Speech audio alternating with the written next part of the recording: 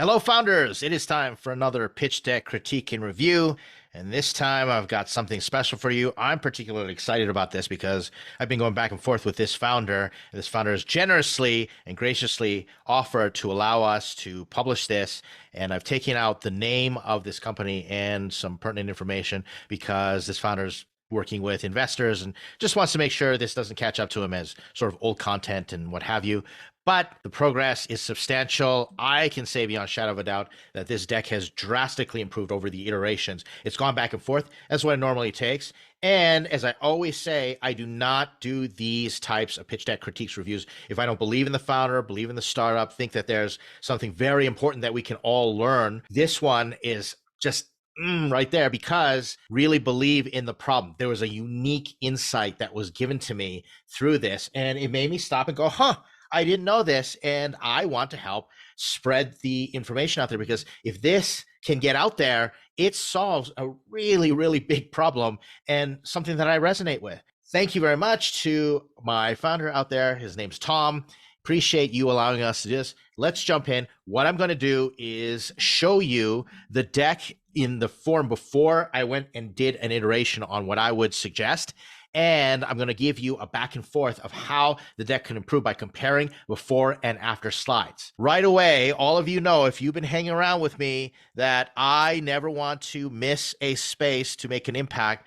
And right on the cover page, revolutionizing the restaurant delivery, too much marketing hype. It's not very clear in terms of telling the investor, this is the industry, this is what we're going to do, even try and get something to entice them to open it up more other than marketing hype. Remember, this is not your customer. This is an investor. They do not respond to marketing hype the same way. They just want to know, why me? Am I the one that's going to resonate with this problem and go from there? We want this to change, and I'm going to show you the different suggestions that I've made. Problem slide. Restaurants raise menu prices to offset expensive 30% third-party delivery fees. Rising food and labor costs are forcing restaurants and customers to seek less costly deliver options. As I said before, this is substantially improved from the first version that I saw.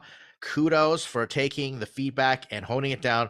It can get better. I'm going to show you that in a moment. Next, solution slide. We partner with restaurants to offer low-cost delivery solution for their existing customers. Free delivery, 0% commission, 80% savings. Everything is great on here. It's just too much information. So this, you could eliminate all this and just have these 3 bullet points right there. And we're going to change this. That's what we're going to do. Next, this slide was just so confusing in the beginning.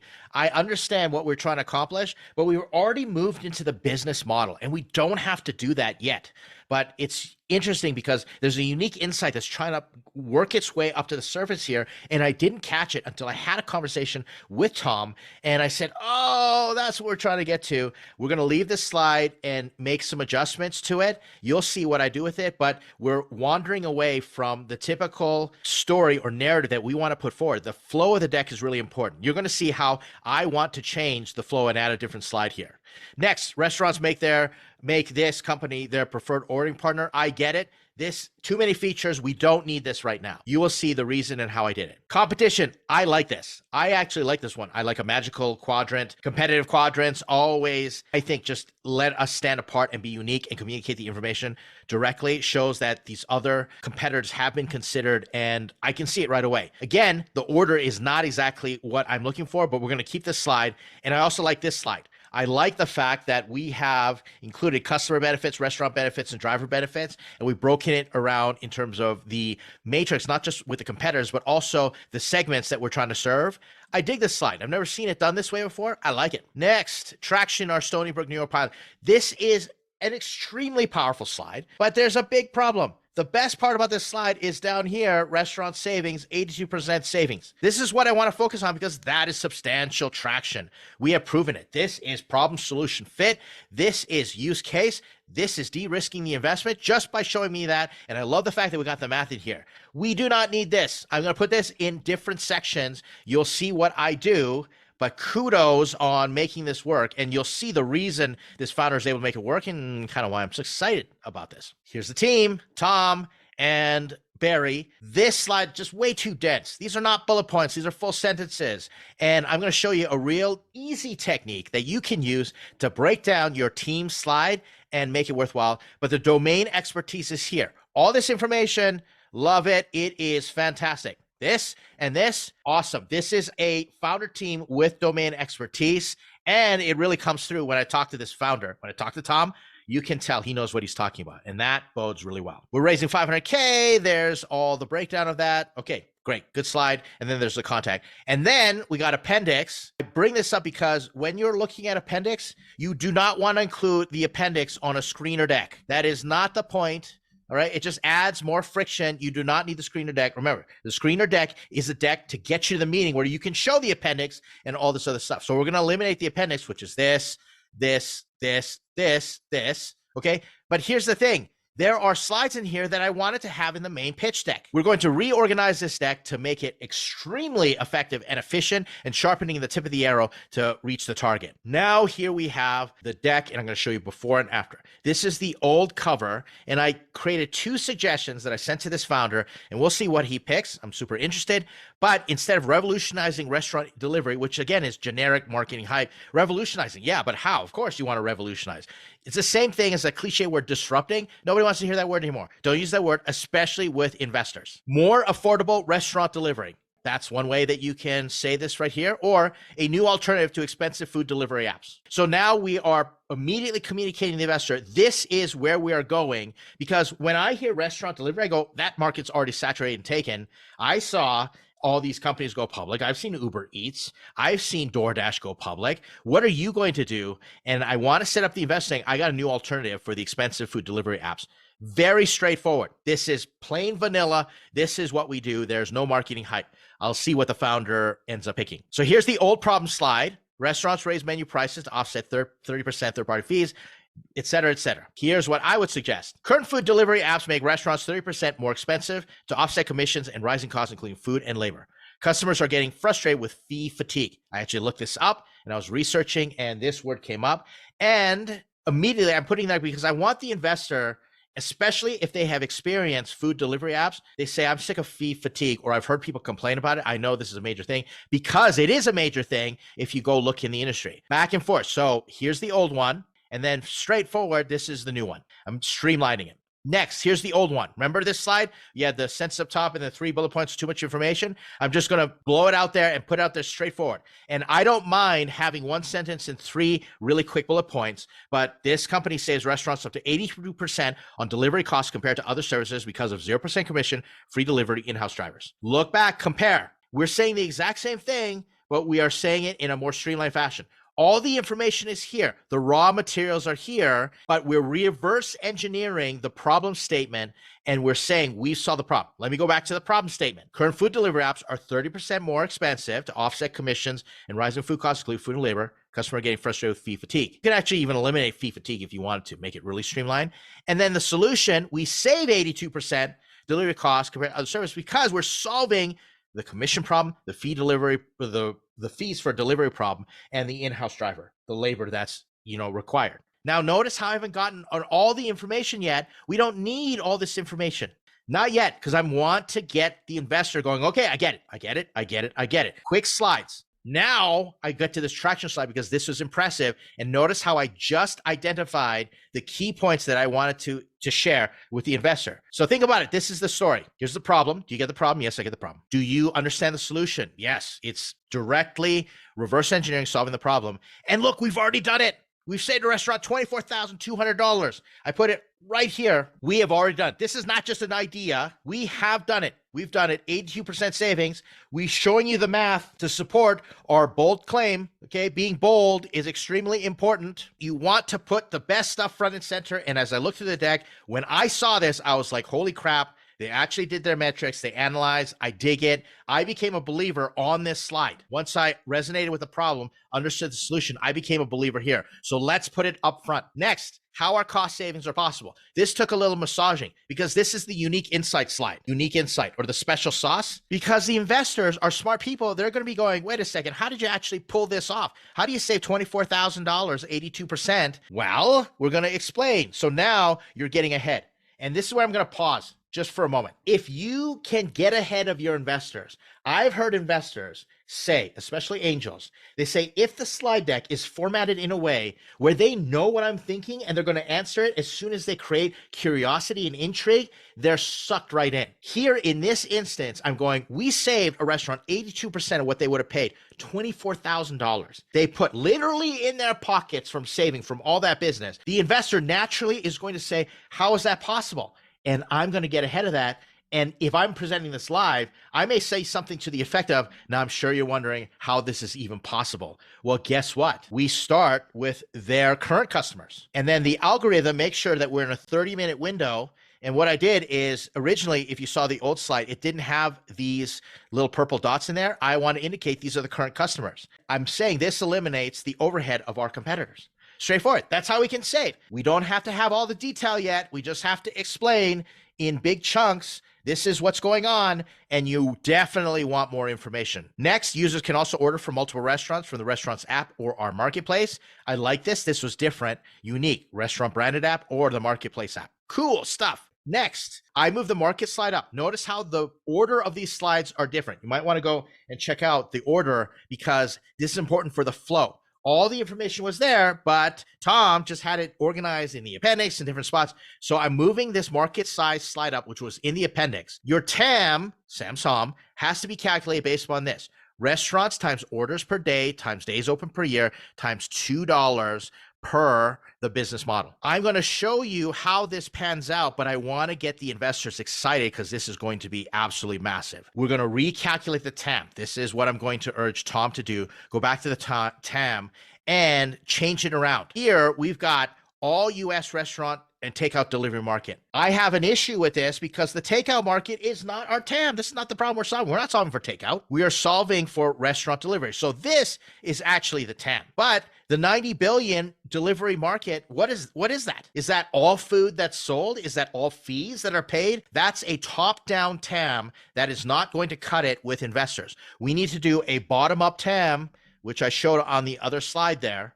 And then Long Island Initial, that's not your SAM, and this is definitely not your SOM, because 5 million, that's a drop in the bucket. Investors want to see you making over 100 million. You need 100 million to qualify for the unicorn, and your TAM, which is good, better have a big fat B. How does that work? And here's a lesson in calculating TAM, SAM, SOM. It's a simple formula.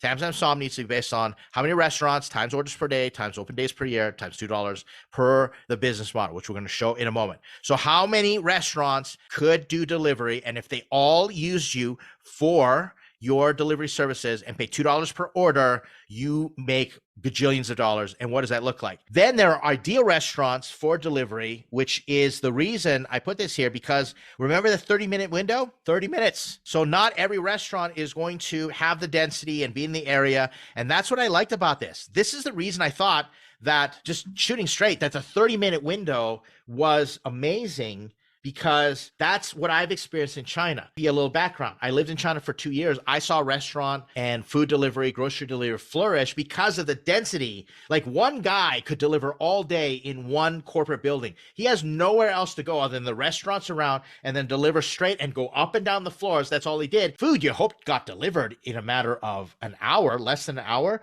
But everything from home supplies to groceries, everything could be delivered the same day. How did they pull it off without charging me exorbitant fees? The labor market, the density, all that stuff.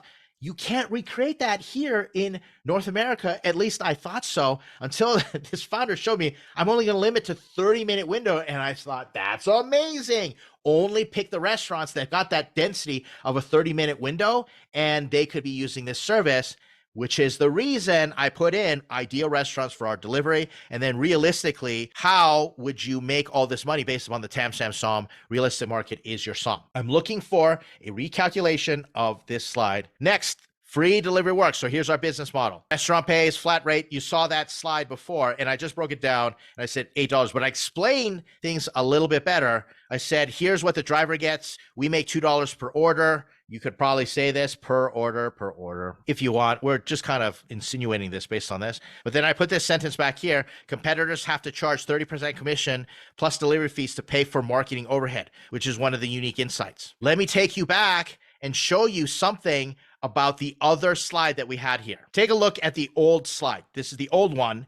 And we have this statement here: competitors charge 30% commission plus delivery fees, yet average $1.20 profit versus our $2. The reason this doesn't work is you're comparing apples and oranges. $1.20 profit is not the same as your $2 fee. And I understand there is less overhead and all that good stuff that's not going to eat in your profit, but you've got costs involved in this. The $1.20 profit versus $2, and from the the SEC filings, that's apples to oranges. That's not going to work unless, Tom, you're seeing something that I'm not seeing. This doesn't pass the sniff test. It's kind of a reach for me. Therefore, I would take it out and change it to the sentence that I have, which is back to this sentence: competitors have to charge 30% commission plus delivery fees to pay for marketing overhead. And maybe you want to say, and be profitable, something like that. Let's see what that looks like. Play around with it. Here is the competition slide. I left it. Notice where I put it in the order. I put it a little later in the deck, and then I kept this. Fantastic. I like it. Let me make a comment here. Some people say, oh, only have one competition slide. I'm a little contrarian to this. I like putting a magic quadrant slide and then a features matrix slide, because sometimes you can communicate certain information with one or the other. If I can get all my information across just using this magic quadrant, great. But in this case, yeah, I really thought this was useful having both slides in here. Next, current traction. I've reorganized this slide. And remember, before I put the other traction up front saying we have already done it with a restaurant. And now these are the impressive numbers. In November 2023, we expanded to 8 more restaurants. And now we have this waiting list. Okay, you're going to design this a little better. But those are some main points. Not only have I saved one restaurant over $20,000, but we're expanding to 8 restaurants. We already did it. Plus, we have 100 restaurants waiting and 500 driver applications. That is impressive. Again, it shows that you've de-risked the investment, and I really like having the logos there. That's super cool. Team slide. Here's the alt slide, and here's the trick. Everybody, boom, before, after. You see how this worked? I requested one thing to be put in here: how many years of restaurant experience. But how did I clean this slide up? I used ChatGPT. ChatGPT will even read your images and give you suggestions. You could upload your whole pitch deck and have ChatGPT give you suggestions. I do not recommend it because ChatGPT takes too much information into account to make these slides better. But as far as making things streamlined and cutting things down, I think this is fantastic. It's a great technique to use. Try it. We're raising $500K to reach 6 million annualized GMV from 103 restaurants in 12 months. It's great. We already have 100 restaurants on the waiting list and the drivers. I dig it. And then there's the contact slide. There you have it. I hope this has been helpful. You might want to watch this video going back and forth before and after. This is one of those instances where I wanted to get in there and really wrestle with the information and make some suggestions. I think we are so close. Like, we are 90% there.